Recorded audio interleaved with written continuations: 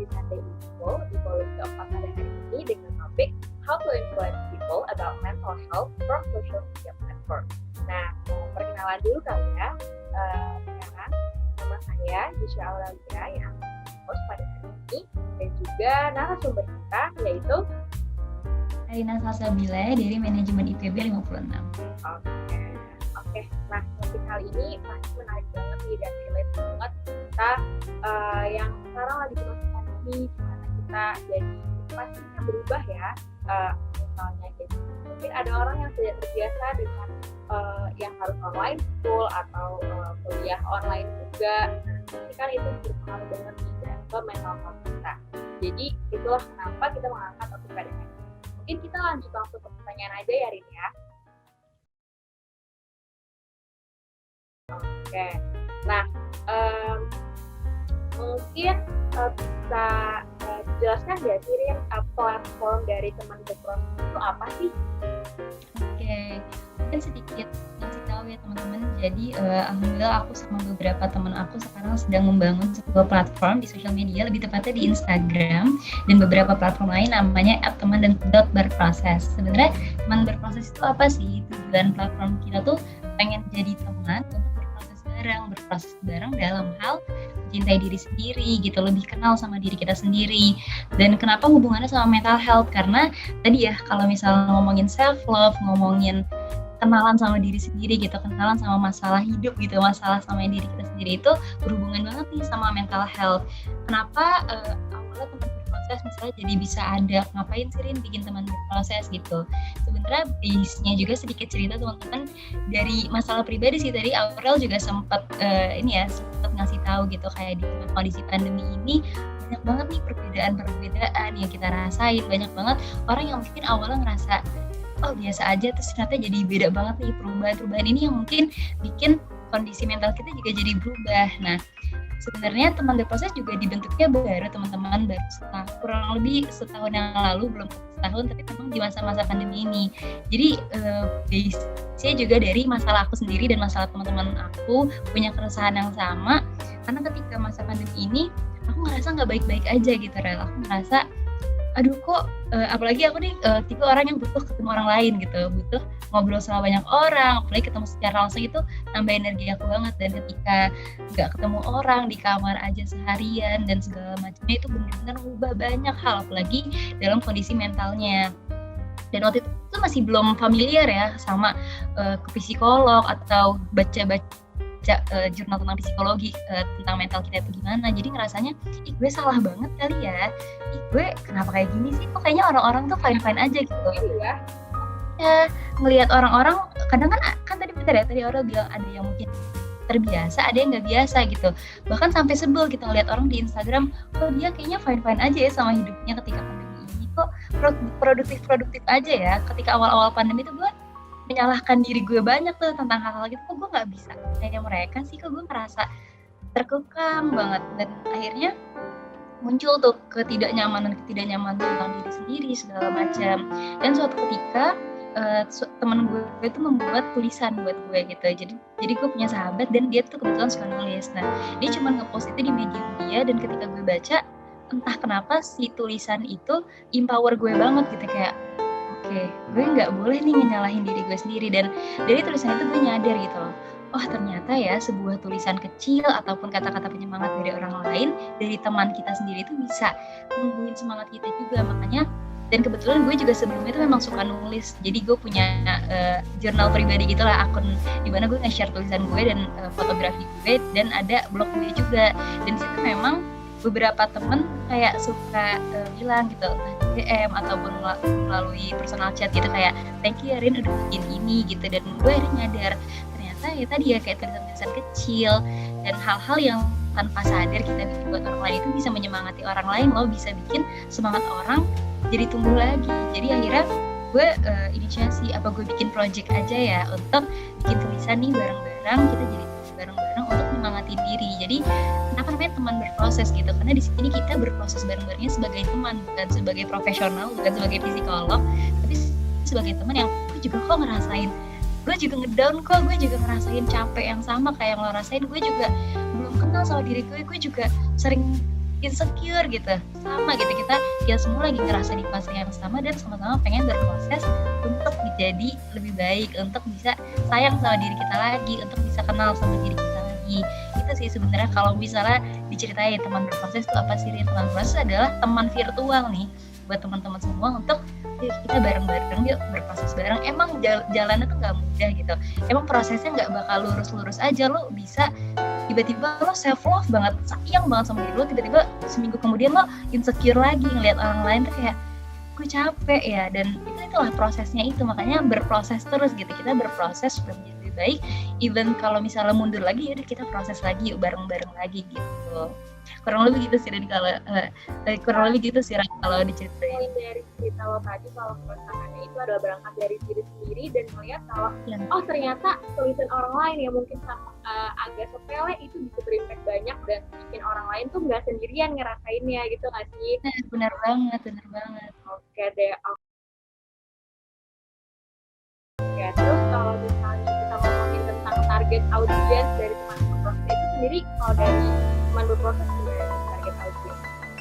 Kalau misalnya targeting ya, kalau kita tuh memang biasanya ngasih tulisan-tulisannya itu yang related untuk anak-anak SMA sama kuliah, tapi nggak menutup kemungkinan sebenarnya followers kita tuh juga ada dari orang dewasa gitu. Bahkan jadi teman berproses tuh kadang juga suka buka sesi curhat gitu, sesi curhat via DM atau via question box, banyak gitu ya cerita-cerita tentang permasalahan dia juga. Entah biasanya anak-anak yang nih kuliahku gini-gini loh kak, atau kayak anak-anak SMA yang pengen masuk kuliah, biasa mereka suka cerita gitu, or even ada yang cerita tentang masalah hidup percintaan atau bahkan keluarga gitu. Jadi kita juga kita tuh sebagai teman berproses, karena gue nggak sendiri ya, di sini ada beberapa teman juga berupaya menjadi teman mereka gitu, nggak menghakimi permasalahan hidup mereka, tapi berusaha mendengarkan aja gitu sebagai iya ya teman yang ketika lo dengar teman lo curhat, tanggapan lo tuh seperti itu gitu, berusaha untuk nggak menghakimi mereka. Tapi mungkin kalau misalnya bisa dilihat dari banyaknya yang ngobrol sama kita, itu lebih ke anak SMA atau kuliah gitu sih, Ral. Teenagers lah ya, yang masih bingung Teenager. Kemana kayak Bener banget, yang masih belum nemuin dirinya sendiri. Gitu. Nah, ngomongin soal tadi tuh, nah gimana sih cara kalian nih mencari inspirasi untuk membuat konten itu? Nah kalau di teman berproses sendiri, dari awal tuh kita emang pas, jadi sebelum teman berproses hadir tuh kita ada sempat 2 bulan tuh brainstorm teman berproses ini pengen nanti bawa ke arah mana sih gitu, konten-konten apa yang bakal kita produce, terus kita dalam sebulan nih bakal produce konten apa aja misalnya gitu. Jadi sebelum kita hadir memang kita udah ngasih, mungkin nih kita ada beberapa konten yang bakal ada di teman proses. Salah satunya mungkin yang teman-teman bisa ngeliat itu kayak konten-konten tulisan-tulisan kecil, reminder di feeds, terus video monolog. Jadi video monolog itu adalah kumpulan video footage dari teman-teman di teman berproses yang kita gabungin dengan monolog sesuai dengan tema yang main kita bawakan pada saat itu. Terus juga kita sekarang ngasih artikel yang sebenarnya walaupun kita bukan dari profesional, kita research juga gitu, by jurnal, by artikel-artikel psikologi yang related sama topik yang pengen kita bawain, misalnya tentang self love atau misalnya tentang relationship yang kadang juga itu kan ada hubungannya tentang psikologi kan. Dan di situ, dan kalau misalnya itu kan di feeds ya, kalau di story juga kita ada konten-konten tentang kayak misalnya kita bikin wallpaper tentang reminder juga gitu. Dan ada konten-konten yang tadi yang kayak curhat-curhatan gitu. Nah itu nyari ini gimana? Karena kalau teman-teman sendiri kan, karena tadi kita udah nge-set kita bakal bikin konten-konten ini. Jadi dalam sebulan itu kita bagi jadi 2 minggu. Selama 2 minggu itu kita ngobrolin suatu isu gitu. Jadi sebenarnya nggak secara intis gitu, kita ngasih tahu ke audiens kita pengen ngomongin ini loh, tapi pelan-pelan kita kasih taunya, kita giring gitu, kita pengen ngomongin tentang ini loh, isu ini, kita pengen ngomongin tentang isu itu. Jadi semua konten yang tadi di feeds, di story itu bakal related sama isu itu. Jadi kita memang sudah nyari sebelumnya gitu materi-materinya. Jadi dikonsepin dulu nih ya topik apa yang abis itu baru research dulu, baru menggiring si audiens ini perlahan-lahan untuk perlahan-lahan lebih tahu nggak sih tentang ini dan benar.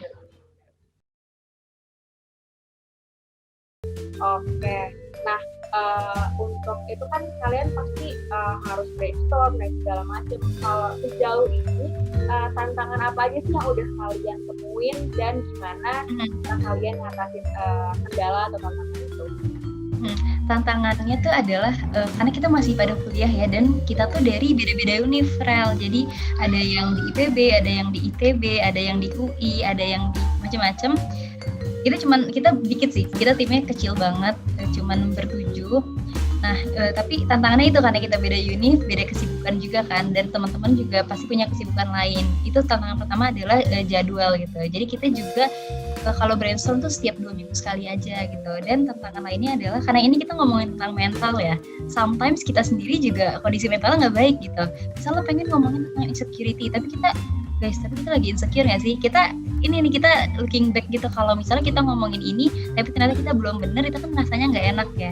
Itu sih kadang yang jadi problemnya adalah ketika kita pengen ngomongin sesuatu tapi kita juga belum benar-benar paham atau belum benar-benar relate sama isu itu. Kita berusaha untuk coba kita pahamin dulu, atau mungkin kita bisa bawain materi ini di next episode atau di next week gitu-gitu sih. Karena balik lagi ya, tadi kan kalau ngomongin mental health itu ups and down-nya banyak banget. Kadang kita udah oke aja nih dengan kondisi ini, tapi kadang tiba-tiba down lagi. Itu sih yang bikin mungkin sedikit tricky ya kalau ngomongin mental health dari situ.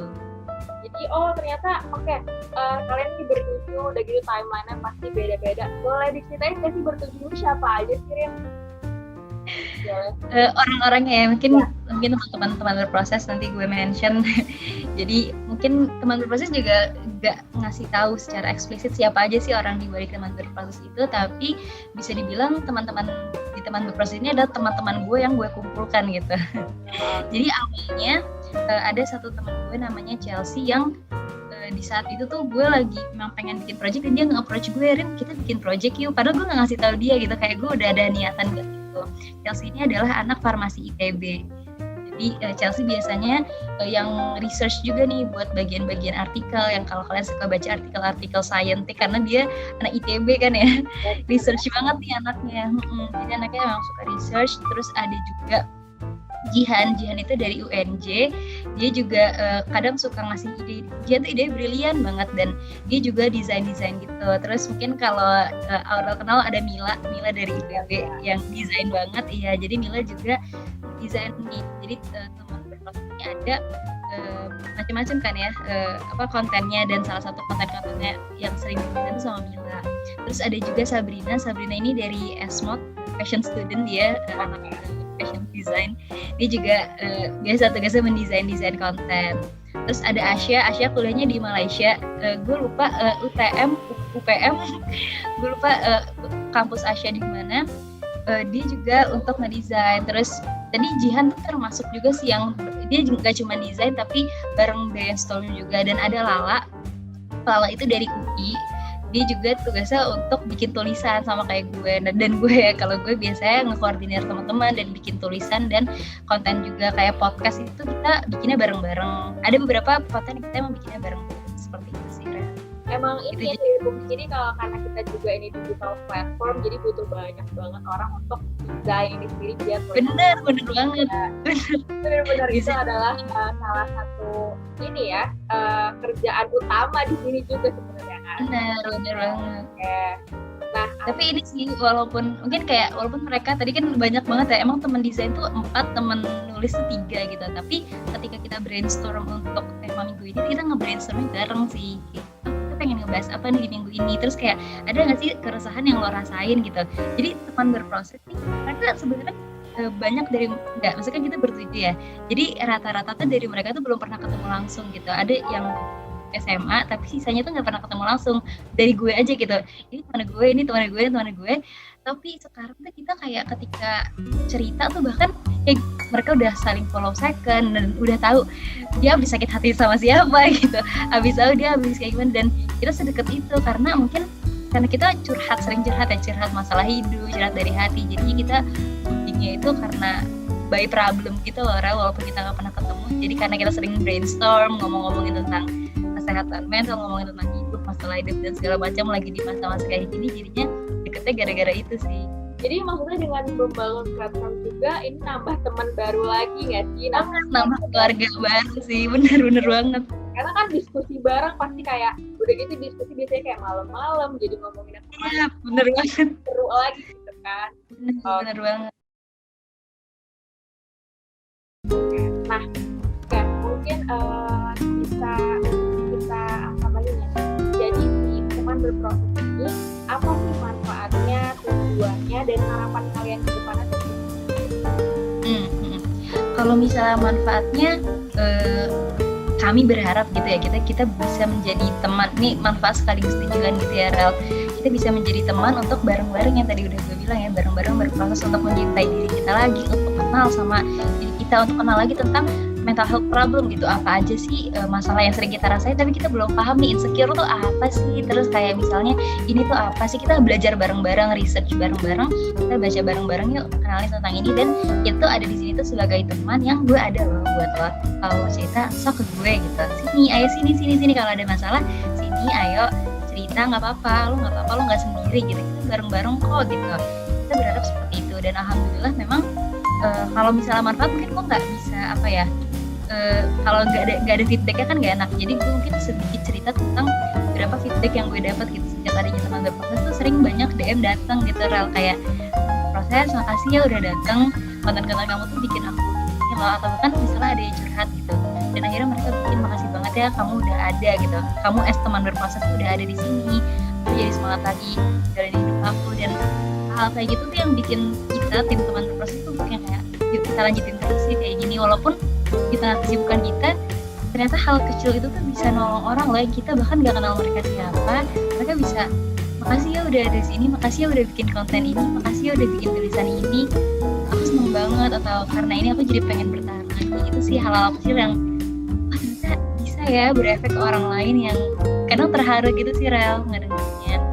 Tujuannya itu, dan harapannya supaya bisa orang-orang lebih banyak kali ya tahu tentang proses, dan semoga teman berproses juga nggak berhenti gitu. Mungkin pasti teman tim dari kita juga kadang capek, pun gue juga mungkin punya kesibukan lain, tapi berharap ini sebagai jariah juga gitu untuk sama-sama bantu teman-teman yang lain untuk kenal masalah ini. Karena gue sendiri juga kadang kondisi mentalnya juga nggak baik-baik aja, bahkan gue juga ini kan dari permasalahan hidup gue juga kan, misalnya kayak gue dari kondisi yang nggak baik-baik aja segala macamnya gitu.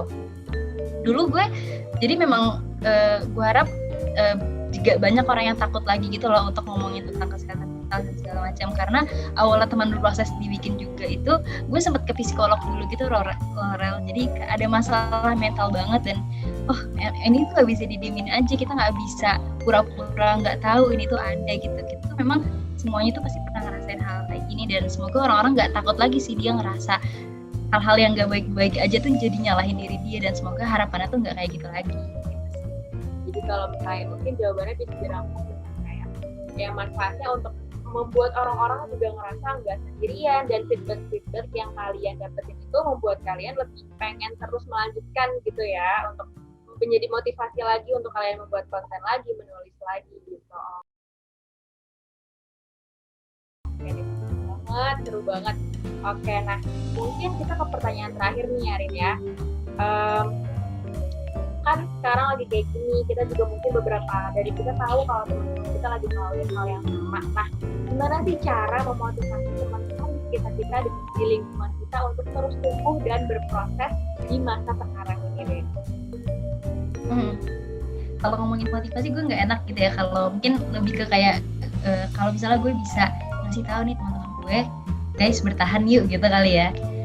Gue tahu di kondisi kayak gini nggak ada yang mudah gitu, nggak ada yang mudah gitu, walaupun mungkin banyak orang yang sudah bisa lebih baik gitu ya menghadapi kondisi ini, tapi nggak ada yang mudah gitu. Dan pastinya kalian juga bakal ngerasain ups and down, udah baik-baik aja tiba-tiba down lagi atau segala macamnya. Tapi kalau misalnya kalian ngerasain hal yang gak baik-baik aja, mungkin learn to rest, not to quit gitu. Jangan berhenti, tapi istirahat aja, tarik nafas. Kalau nggak pengen buka HP dulu, nggak pengen buka Instagram dulu, ya nggak apa-apa. Nggak pengen balas chat dulu gitu, ditahan dulu aja nggak apa-apa, tapi nanti dibalas lagi gitu. Kalau kalian merasa burn out banget, coba gitu istirahat. Lo ngobrol sama diri lo sendiri, lo lagi ngerasain apa sih gitu. coba kalian kenalin diri kalian dulu, kenalin diri kalian sendiri, kenalin apa yang kalian rasain. Dan kalau misalnya bener-bener udah nggak bisa dibantu sama diri sendiri, jangan takut juga gitu. Kalau kalian memang butuh bantuan profesional, go to profesional gitu. Karena gue sendiri ngerasa dengan bertemu profesional ya itu ngebantu gue banget untuk belajar lagi gitu, untuk kenal diri gue sendiri, kenal sama masalah gue. Dan kalau misalnya kalian butuh temen, kalian butuh orang, bilang sama teman-teman terdekat kalian, jangan sungkan untuk cerita. Pun kalau misalnya kalian juga nggak ngerasa aman gitu, nggak ngerasa secure, mungkin kalian bisa nulis juga jurnal harian gitu. Kalian cerita sama diri kalian sendiri tentang apa yang kalian rasain. Intinya jangan bikin kalian tuh menimpa beban yang kalian rasain itu sendiri, karena berat kan, karena nggak ada yang baik-baik aja gitu, dan hidup juga nggak mudah. Jadi gue harapnya teman-teman tetap mau untuk berjuang, berproses, karena gue yakin kalian semua teman-teman gue yang keren-keren, yang masih kuliah, yang masih SMA ataupun siapapun pasti punya mimpi kan untuk masa depannya. Dan jangan sampai masalah kalian yang ada di hari ini tuh jadi mematikan mimpi kalian di masa depan. Karena ya balik lagi, kalau kalian punya masalah, istirahat tapi jangan keluar. Itu sih menurut gue. Banget ya Arin ya. Jadi pada intinya pertama mungkin jangan dikit sendiri kali ya. Banyak orang-orang di sekitar itu penting kalian banget, sayang sama kalian, yang bakal dengerin cerita kalian kayak gitu.